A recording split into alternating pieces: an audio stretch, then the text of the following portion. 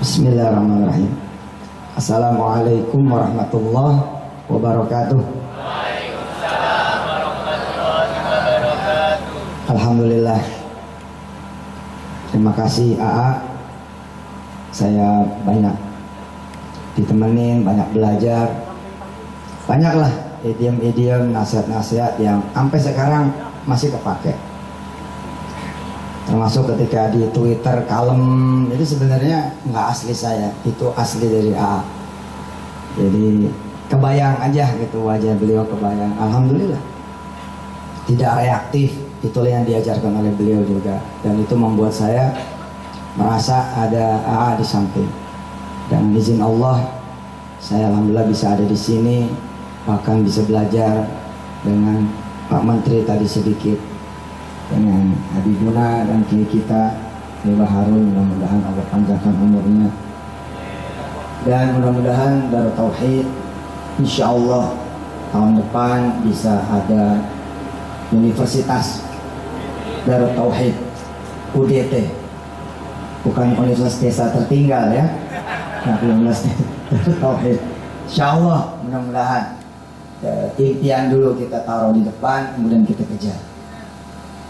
Saya, AA, dan teman-teman Darut Tauhid teringat hadis bahwa Allah akan mengangkat derajat di hadal Quran aqwama. Allah akan mengangkat derajat kita semua dengan Al-Quran. Wa yadau akharin. Dan Allah akan kemudian mencampakkan, menjatuhkan, menghinakan yang lain juga dengan Quran. Artinya siapa aja yang ngopeni Quran, yang merhatiin Quran, dia baca Quran, ayatnya, terjemahannya, kemudian dia perhatikan, dia tadabburi, dia kejar sana sini, guru-guru tafsir, guru-guru ngaji. Apalagi dia kemudian mau bantu mendakwahkan, dia syiarkan, dia bantu orang-orang lain mengenal huruf, nyambungin huruf, melancarkan bacaan, sampai kemudian dia menjadi amil, menjadi orang yang mengamalkan dan mengajak orang lain untuk mengamalkan, maka insya Allah dia akan naik derajatnya.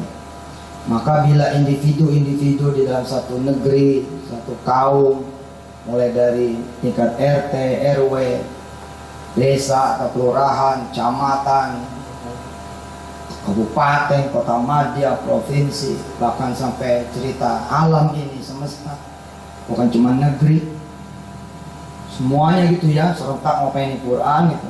Karena sekarang yang masuk akal ya apa saja yang masuk akal coba kita kerjain gitu ya. Dari sudut saya gitu ya, coba kita Quran ya. Kita nggak usah mikirin barangkali terlalu pusing tentang lawan-lawan kita, terus kita pikirin Quran. Ayo kita ademin, nanti Allah akan bekerja dengan cara-caranya yang menurut AA misterius, ajaib. Dan saya ngalamin sendiri, mudah-mudahan ini dengan izin Allah tidak termasuk ria, tidak termasuk sum'ah, targhiban linnasi, tidak mendorong orang untuk kemudian melakukan suatu perbuatan baik.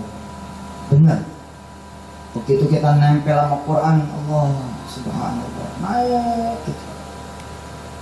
Salah satu alasan misalkan kenapa sholat sunnah kalau saudara banyakin, maka saudara juga akan naik derajatnya, karena di dalam sholat kita baca Quran.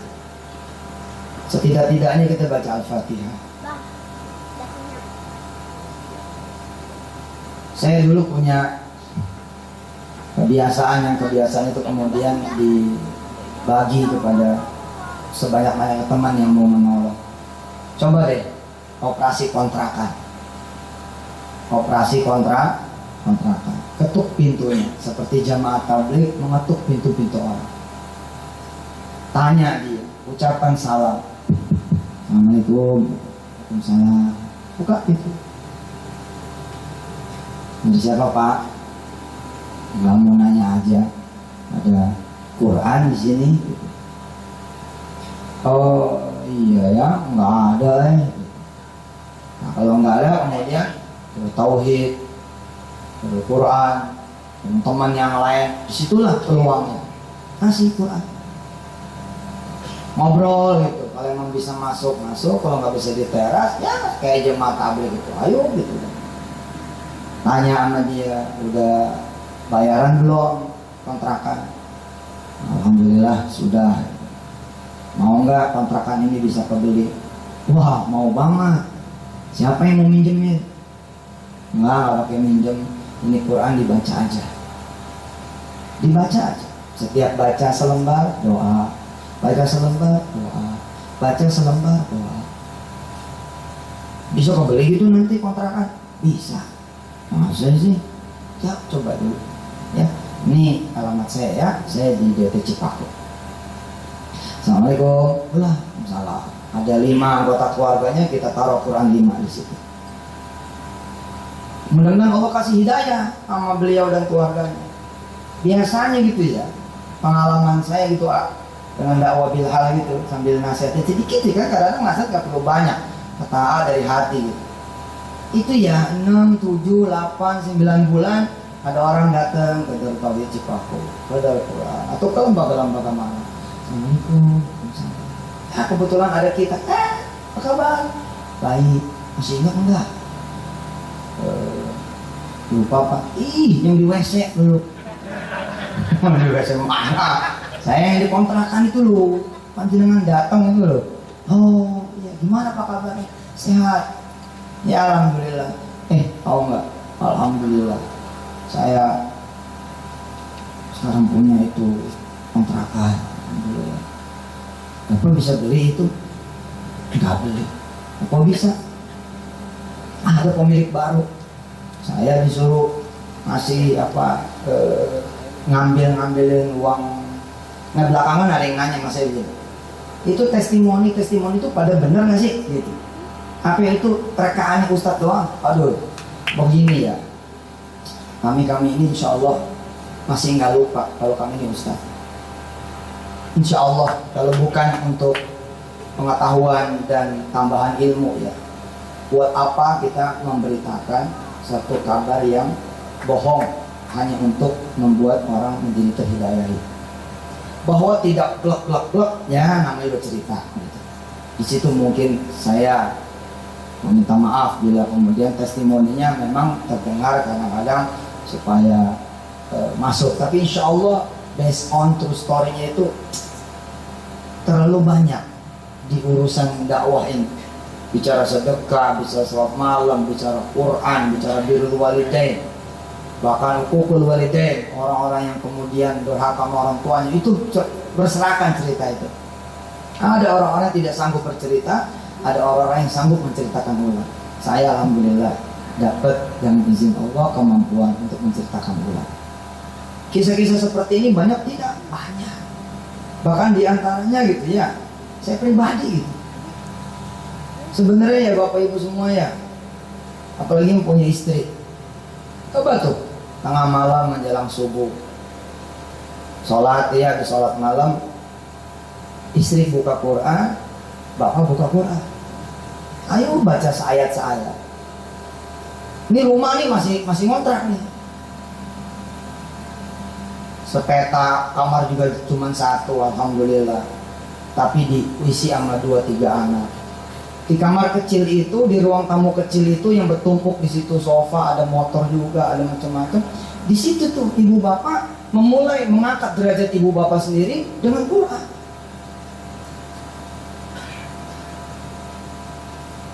Coba deh buka Quran gitu nih, kata si suami. Ayo baca bareng. A'udzubillahi minasyaitonir rajim. Istri baca. A'udzubillahi minasyaitonirrajim. Coba ya yang suami istri, pernah nggak yang begini? Kalau belum lakuin, waduh itu setahun aja Ji, ente bisa jadi muzakir. Setahun aja tuh nyampe Mekah.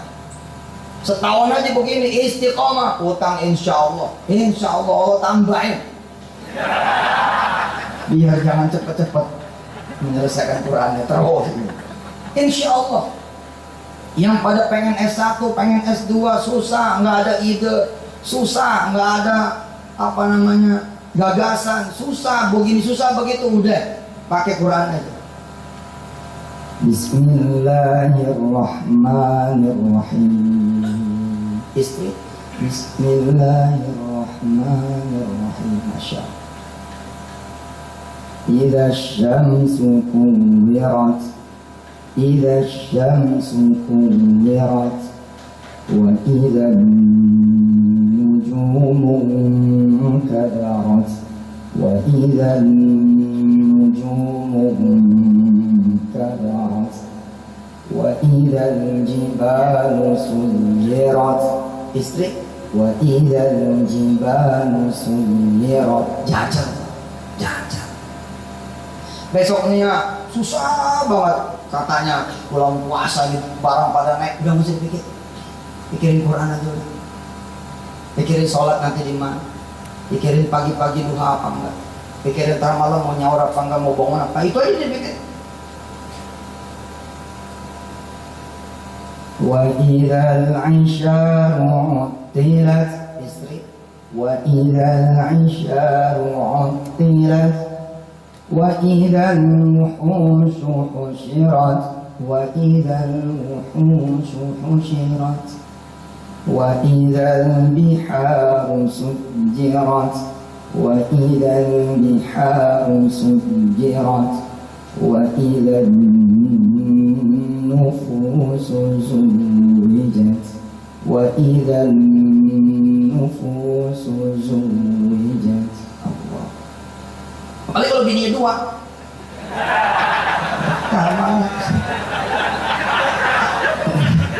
satu-satu gitu kan. Ada 5 anak, 6 sama kita 6. Aduh, mungkin jauhin dulu. Coba domelin. Bener loh, jajal coba. Ente berjajah, bener jajah, asli jajah. Nggak punya kerjaan, coba jangan nyari kerjaan. Biar aja Quran yang ngangkat derajat ente pada. Kan kita kalau dipanggil hina banget. Mau dipanggil hina banget. Kita interview hina loh. Emang nggak hina tuh di interview? Tuh. Udah 2 jam, oh maaf nggak jadi. Aduh. Lah kalau mau mulia, dekat sama yang mulia gitu. Quran itu kan disebut Al-Karim. Al-Quran Al-Karim. Kalau kemudian kita dekat sama Quran, kita jadi mulia. Kerjaan yang nyari-nyari kita. Allah. Minjem duit, waduh hina bener, betul betul. Hina. Gimana caranya supaya kita nggak minjem duit yang datang sama kita? Udah open Quran. Open Quran. Nggak bisa belajar, nggak bisa ngajar, ya udah. Rapiin tikernya aja. Susun lekarnya aja. Tungguin orang yang pada ngaji. Begitu rapi, kita rapiin lagi. Itu juga bisa ngangkat derajat banget. Apalagi nih kalau kemudian kita mau masuk ke ayatnya, buka-buka gitu Quran, ada surah yang bagus nih, surah Yusuf. Lihat subhanallah, jadinya Yusuf masuk. Pegang, siapin kertasnya, siapin pulpennya. Baca, bukan cuma baca, tapi baca berikut nulis, baca berikut tadabbur.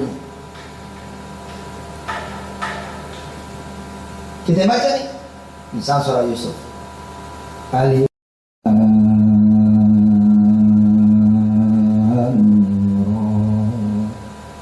jangan langsung ke ayat berikutnya, tapi tulis dulu. Oh, surat Yusuf diawali dengan alif lam ra. Ada berapa ya surat-surat yang awalnya dengan huruf-huruf yang kayak begini? Kebet. Oh ada Yasin, tulis. Oh ada Toha. Oh ada Hamim. Alif Lam Mim ada 2. Ada Al-Baqarah, ada Ali Imran. Oh ada Ain Sin Qaf. Oh ada Kaf. Kenapa Kaf ya Ain Sod 5? Tulis terus. Kelihatannya nggak nyambung tuh sama utang kita, nggak nyambung. Kelihatannya nggak nyambung sama jodoh yang kita pengenin, nggak nyambung. Kelihatannya nggak nyambung sama anak yang lagi kita rindukan. Kelihatannya nggak nyambung sama rumah yang lagi kita idamkan. Kelihatannya nggak nyambung sama tanah suci.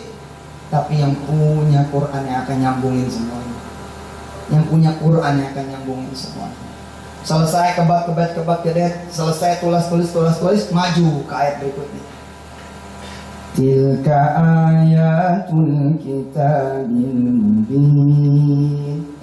Tadi perasaan baca hakim, ini kenapa mudi? Karena nggak ngerti cara nulisnya gampang, tanda tanya aja yang gede. Dan maju aja lagi dulu. Inna anzalnahu Qur'anan Arabiyya. Sesungguhnya kami menurunkan Quran dalam berbahasa Arab. Kita tulis tuh. Kenapa berbahasa Arab? Kenapa harus bahasa Arab? Ada ribuan bahasa, mungkin juga ratusan ribu bahasa di dunia. Kenapa Allah pilih bahasa Arab? Pada saat itu mungkin kita nggak tahu jawabannya, nggak penting. Yang penting kita catat aja dulu. Baca, catat, baca, catat, baca, catat.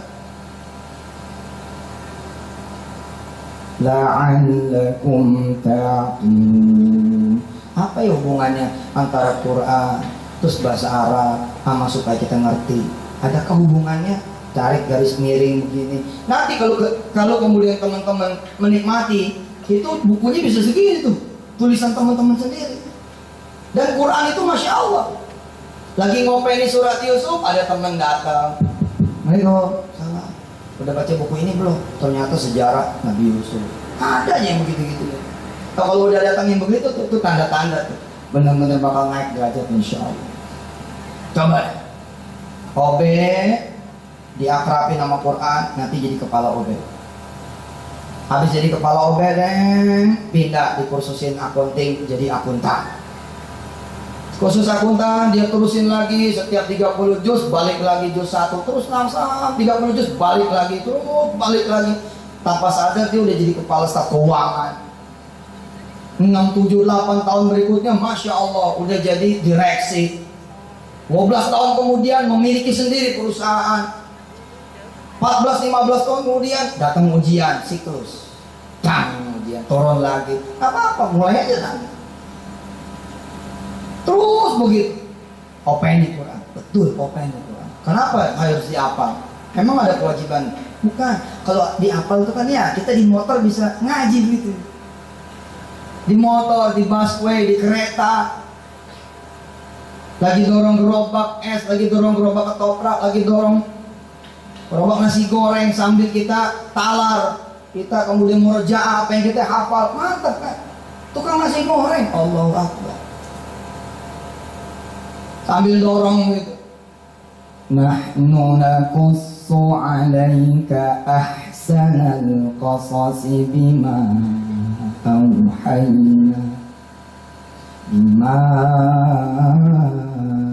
أوحينا إليك هذا القرآن وإن كنت من قبله لمن الغافلين. Saya kenal beberapa tahun yang lalu ketika kita memulai gerakan hafal Quran, ada seorang tukang nasi goreng udah 7 juz. Saat tahun itu aja saya lagi promo dengan izin Allah 7 juz. Nggak tahu nih sekarang mungkin udah selesai. Kerjaan dia ngapalin satu ayat, kemudian dia tulis bukan sebagai jimat, tapi dia tulis di gerobaknya. Supaya apa? Supaya dia murojaah sambil jalan, sambil dagang. Nanti tulisan itu berganti dan berganti dan berganti. 1 tahun dapat 7 juz. Allahu Akbar. Bila 4 tahun yang lalu ketika one day one ayat digulirkan, 2 tahun yang lalu one day one juz juga digulirkan, dan dia tidak berhenti, saya yakin, apalagi syarat dan ketentuannya berlaku, dia tidak berzina, dia tidak menyekutukan Allah, dia tidak meninggalkan salat, dia hormat sama orang tuanya, sayang sama tetangga-tetangga kanan kirinya, dia haramkan itu orang-orang, ya diharamkan keluarganya, sanak familinya, anak keturunan dari arah harta yang haram. Kayaknya dia udah punya 3-4 cabang tuh nasi goreng. Kenapa? Innallaha yarfa'u bihadzal Qur'an aqwaman wa yad'u akharin. Allah akan angkat derajat. Allah akan angkat. Mbak-mbak yang dirahmati Allah yang gak punya jodoh, udah selesai. Pegang Quran aja udah. Pegang Quran aja. Ngaji aja udah. Bilang sama Allah minta hadiah supaya didatangin jodohnya. Insya Allah Allah bakal datangin jodoh yang terbaik yang saleh. Buat yang laki-laki yang salehah insya Allah. Besok tidak sendirian, dia akan berdua dengan suaminya. Besok dia tidak sendirian, akan berdua dengan istrinya. Hajar terus baca, punya anak tahun kedua, tahun ketiga, tahun keempat, 5, 6, 7, 8, 9, 10, 11 anaknya. Ini berkah loh. Itu kan berkah juga, naik derajatnya. Masya Allah, betul. Lagi ngebangun rumah, coba jajal tidak pakai duit tapi pakai Quran. Pakai Quran. Di mana tembok yang lagi mau diaci? Di mana tembok yang lagi mau dicat? Di situ ngajinya. Di situ ngajinya. Sambil nyender ke tembok. Di tembok yang belum rapi ini aci anak tanya, ambil ngaji aja.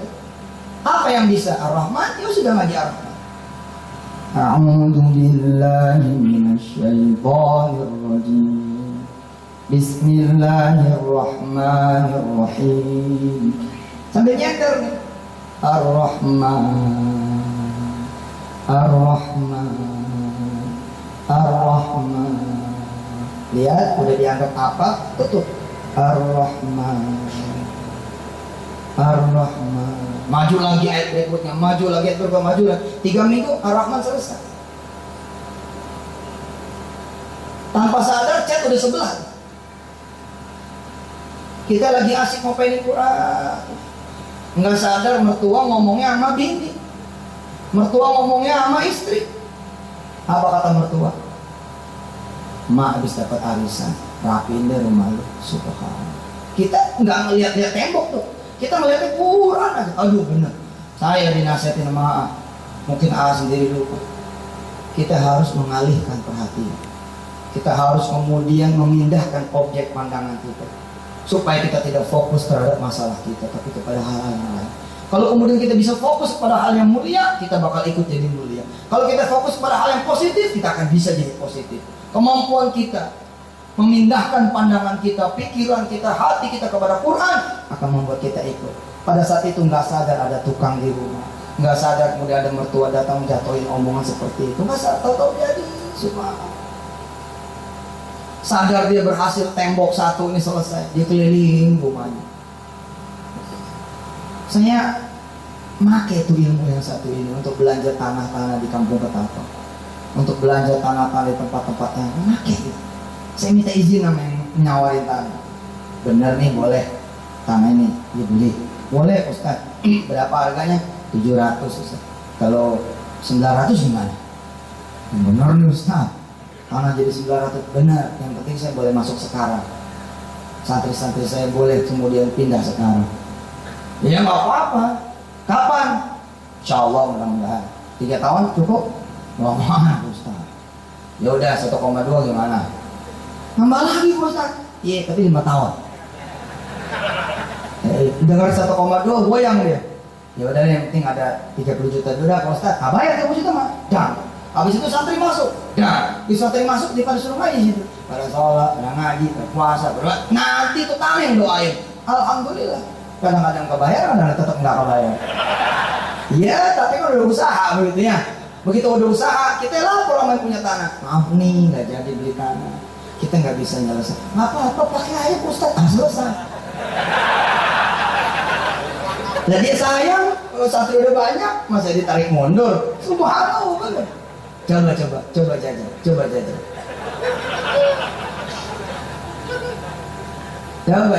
Beli motor, coba jajal. Oh, kemarin kita bicara sedekah. Oke. Banyak yang lain kok.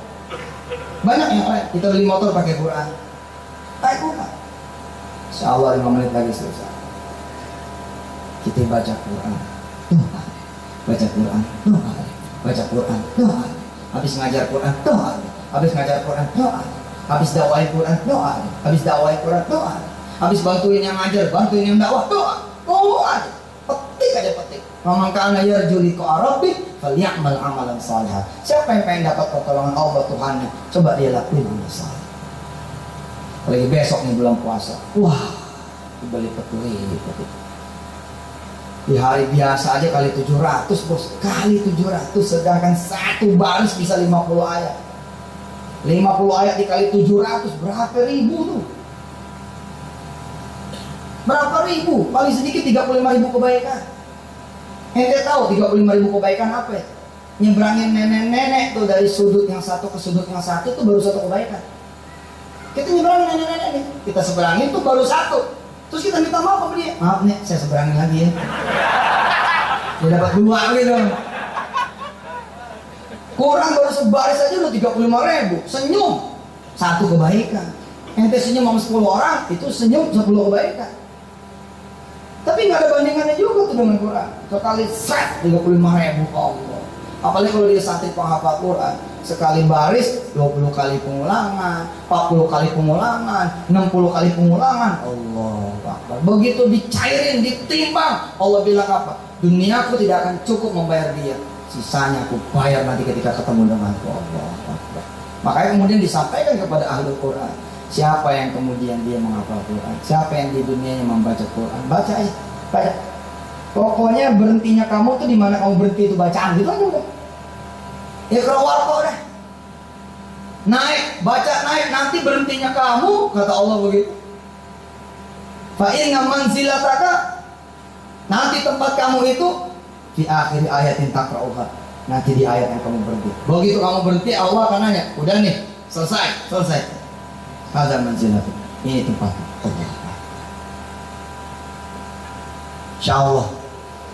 Alhamdulillah, sekarang SMK DT udah ngalang-ngalain dari Quran. Qurannya udah luar biasa karena bergabung sama kedisiplinan. Itu yang sampai sekarang kami masih terus harus belajar. Makanya ketika ngeliat gambar-gambar A di Amerika kemarin, saya komen tuh wah A emang bener begitu, pakai sepatu bot mana. Untung bukan saya yang mukul beduk tadi. Bayangin tuh kalau A meleset kena patah kita yang ceritanya. Tuh bener, itu bener dari itu. Subhanallah. Jangan coba-coba di rumah ya. Tadi luar biasa. Ada yang lihat nggak tadi? Nggak lihat ya? Tadi ada yang mukul beduk, dari situ pakai panah. Itu kesukaannya beliau. Atau ada yang mau coba? Itu yang mukul mulai lagi kemana? Ini yang lagi saya belajar tentang kedisiplinan. Insya Allah, makanya saya bilang, insya Allah mudah-mudahan akan ada Universitas Darut Tauhid. Mumpung menteri-menterinya teman AA, insya Allah mudah-mudahan kita juga dukung. Insya Allah lahirlah, nggak susah kok, nggak susah insya Allah. Saya udah punya alhamdulillah, Universitas besok masuk, alhamdulillah. Masih alamat web sih. Maya lah. Nama dulu, ini ya nama dulu. Darul Quran, STEMIK antar mau dinaikin geng jadi UDK Universitas Darul Quran. Alhamdulillah prosesnya. Teman-teman taruh mimpinya, jeder, kawal sama Quran, insya Allah sebisanya. Nanti insya Allah pasti akan lewat itu dengan izin Allah Subhanahu Wa Taala. Allahumma arhamna bil Quran waj'alhu lana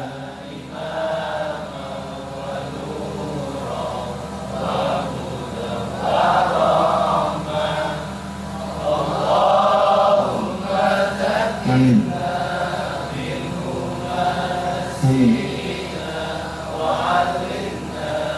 Minhum ma jahilna warzuqna amin.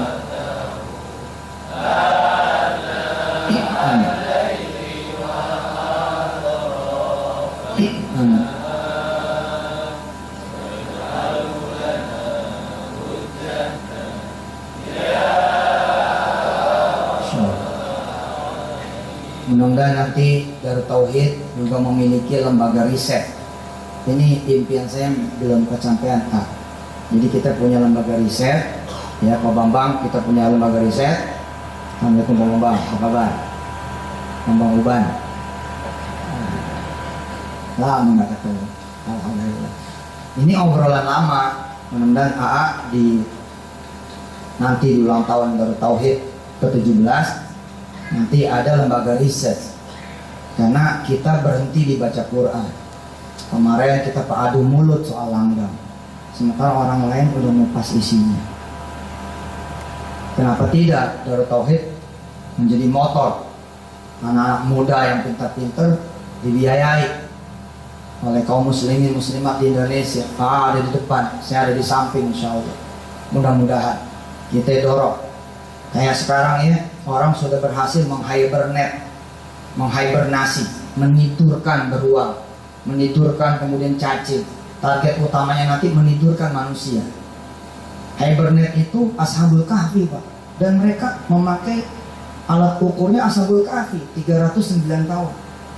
Talatamiatin sinina wasdadu tis'a.